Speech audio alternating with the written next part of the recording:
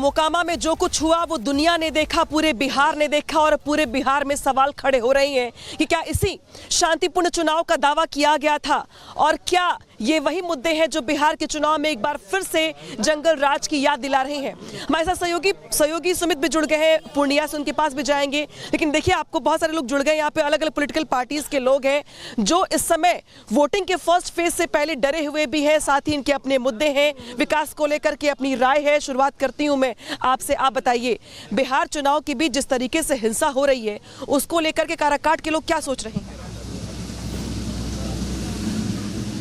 काराकाट के लोग, हिंसा तो गड़बड़ है कि पहले से हिंसा कम है। अच्छा। जंगल राज के नाम से भय हो जाता है। जरूर इधर कुछ हिंसा हुई है, लेकिन इस समय की हिंसा पर ही है कि सरकार तुरंत अपराधी को पकड़ लेती है, लेकिन पहले यह होता था कि अपराधी पकड़े नहीं जाते थे, अपराधी संरक्षण प्राप्त कर लेते। आप बताइए, जिस तरीके से जो घटनाएं सामने आ रही, मोकामा में जो कुछ भी हुआ वो जंगल राज की याद दिला रही हैं और ये वही घटनाएं जिसको लेके एनडीए की नेता जो है वो भी याद दिला रहे कि देखो ऐसा ही माहौल हुआ करता था। इसको लेके आपका क्या कहना है? सबसे पहले आपके रिपब्लिकन भारत को धन्यवाद देता हूँ। देखिए, बिहार में 3 पार्टी है, 2 पार्टी थी, एक जंगल राज की पार्टी, एक जल्लाद राज की पार्टी और एक जन सुराज पार्टी। तीनों में जो लगा हुआ है। आप जन सुराज पार्टी से? हाँ, ठीक है। जंगल राज की पार्टी जो आज कानून व्यवस्था के नाम पर नरसंहार हुआ करते थे, और एनडीए के लोग यह दिखाने का काम करते थे कि देखिए रोड पर चलना मुश्किल है, और ये फिरका परस्ती बता करके दोनों पर बिहार की जनता को अपने आप में बरगला करके और धोखे में रख करके यह काम किया।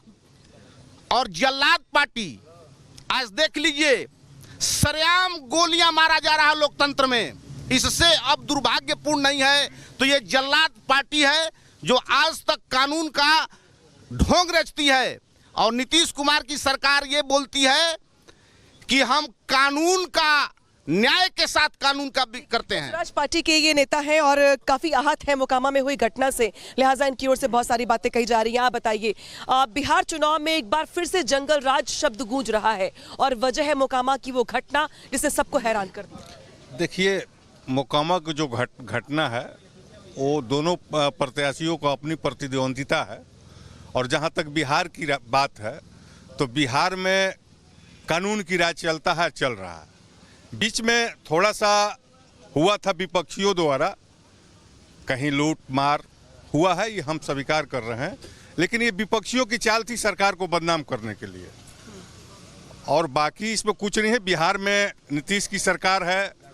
आप जो वहाँ खड़ी हैं, आप मेरे ही घर की बेटी हैं, हमारी बहन समान है। आज रात में आप नहीं खड़ी होती हैं यहाँ, जो आप यहाँ माइक लेकर खड़ी हैं और हम बोल रहे हैं। सूरज अस्त होने से पहले घर जाना पड़ता था। कुछ लोग के दिमाग में है कि जलाद पार्टी है, तो जलाद वही कहता है जो खुद जलाद है, जो लुटेरा होता है दूसरे को खुद लुटेरा कहता है। ठीक है, कुछ और लोगों से बात कर लेते हैं। आप बताइए, जिस तरीके से बिहार में चुनाव चल रहा है, विकास को लेकर तो बातें की जा रही हैं, लेकिन कानून व्यवस्था का बुरा हाल दिखाई दे रहा है। मोकामा में दिन दहाड़े हत्या हो गई। देखिए, बिहार में जो कानून व्यवस्था है पहले से एकदम ध्वस्त हो चुका है।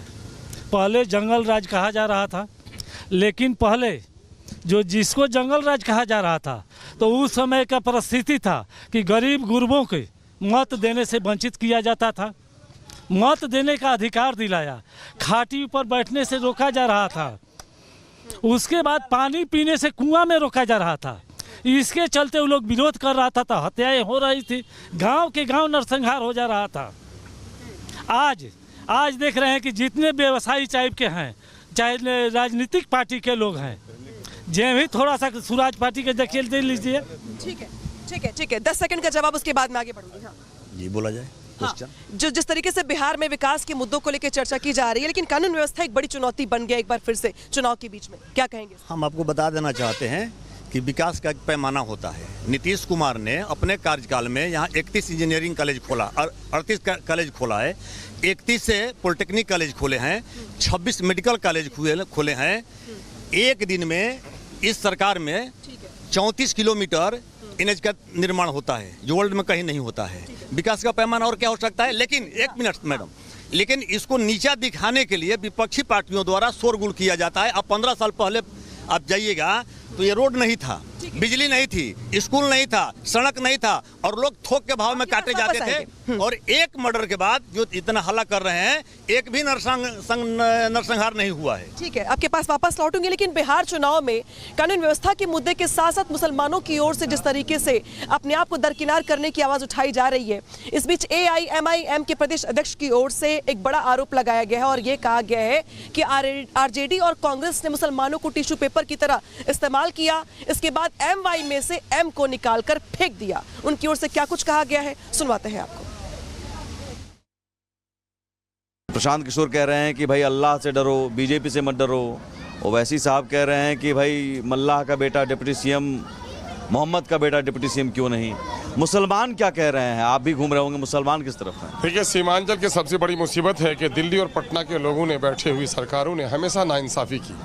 पर कैपिटा सबसे कम बिहार में सीमांचल का है, पलायन सबसे ज़्यादा यहाँ का है, सैलाब की तबाही सबसे ज़्यादा यहाँ है, सबसे ज़्यादा बीमार यहाँ है, जलवायु सेहत के अनुकूल नहीं है और डॉक्टर नहीं है, रोज़गार के कोई मौके हैं, नदियों का कटाव हो रहा है, लोगों की खेतियाँ बर्बाद हो रही हैं और कोई सुनने वाला नहीं है। तो सीमांचल के सिर्फ मुसलमानों की नहीं, दलितों, पिछड़ों, अगड़ों की सबकी हालत दयनीय है। पूरे बिहार में सीमांचल पिछड़ा है और सीमांचल की मजबूत लड़ाई बैरिस्टर असदुद्दीन ओवैसी लड़ रहे हैं। हम चाहते हैं कि धारा 371 के लिए सीमांचल डेवलपमेंट काउंसिल बनाओ। मुख्य धारा क्या होता है? हमारे बच्चे पढ़ नहीं पा रहे हैं, हमारे यहाँ टेक्निकल इंस्टीट्यूट नहीं है, हमारे एजुकेशनल इंस्टीट्यूट नहीं है, हमारे यहाँ कोई इंडस्ट्री नहीं है, हम बीमार पड़ते हैं, एम्स का ब्रांच हमको नहीं देते हो, हम सबसे दूर हैं बिहार में। यहाँ के लोगों का सिर्फ वोट चाहिए। ये भी कहा जाता है कि वोट चाहिए तो वोट सीमांचल के मुसलमान या कहीं मुसलमान जो हैं RJD कांग्रेस को देते रहे हैं वोट। क्या आपको लगता है कि बंधुआ मजदूरी की तरह उनका इस्तेमाल किया गया वोट बैंक? AIMIM के ही नेता ने कहा कि दरी बिछाने के लिए क्या मुसलमान हैं? अरे भाई, 56-60 सालों तो कांग्रेस की हुकूमत रही, क्या पहुंचाया मुसलमानों को? बाबरी मस्जिद में ताला लगाने का काम इन्हीं लोगों ने किया था। मुसलमानों को हमेशा बीजेपी से डराया, हमारी हालत खराब कर दी। ये राजद के लोग जवाब दें। समाजवाद का नारा दिया, माई समीकरण की बात की, उसने वाई को कहाँ पहुँचा दिया, माई को कहाँ पहुँचा दिया। बिहार में जाति आधारित गणना की रिपोर्ट अभी आई है। आज़ादी के वक्त मुसलमानों की नौकरी में भागीदारी अच्छी थी, लेकिन आज बिहार में अगड़ी जाति के लोगों को 3 गुना 4 गुना नौकरी मिली है, जादवों को बराबर की नौकरी मिली है, कुर्मियों को 2 गुना नौकरी मिली है और मुसलमानों को आधे हिस्से से भी कम नौकरी मिली है। मुसलमान 18% आबादी है, 20% दलित है, 20% दलित की नौकरी 4 लाख होनी चाहिए, 3 लाख नौकरी उनको दिया। मुसलमानों की नौकरी 3,68,000 होनी थी, उनको 1,73,000 देकर 2 लाख नौकरियों से इनको भी महरूम रखा गया। अब वहीं पर ब्राह्मण भाई हो हमारे, उनकी नौकरी 70,000 होनी थी, 1,71,000 दिया। भूमिहारों को 58,000 की जगह पर 1,70,000 कह रहे हैं कि कांग्रेस RJD ने मुसलमानों को ठगा है। सब ने दिया है हमको चोट, सबके दिल में है खोट। नहीं, वोट चूंकि वोट बैंक के तौर पर कांग्रेस RJD के साथ मुसलमान रहे हैं। बीजेपी तो चाहती नहीं कि टोपी रहे। अरे मैंने कहा टीका टोपी सभी से देश चलेगा, मंदिर मस्जिद गुरुद्वारे सभी जगह भजन कीर्तन इबादत होनी चाहिए, लेकिन बीजेपी मुसलमानों के दुश्मन है और ये कांग्रेस और राजद ने मुसलमानों के वोट का इस्तेमाल किया। मुसलमानों को कभी प्रॉपर शेयर इसने नहीं दिया। जादव जितना वोट देते हैं उससे ज़्यादा मुसलमान वोट देते हैं। जादवों को टिकट ज़्यादा, जादव मंत्री ज़्यादा, मुख्यमंत्री भी वही बनेंगे। और यकीनन है कि मुसलमानों को कहते हैं कि तुम दरी बिछाओ, तुमको हम भाजपा से बचाते हैं, बचा भी नहीं पा रहे हैं।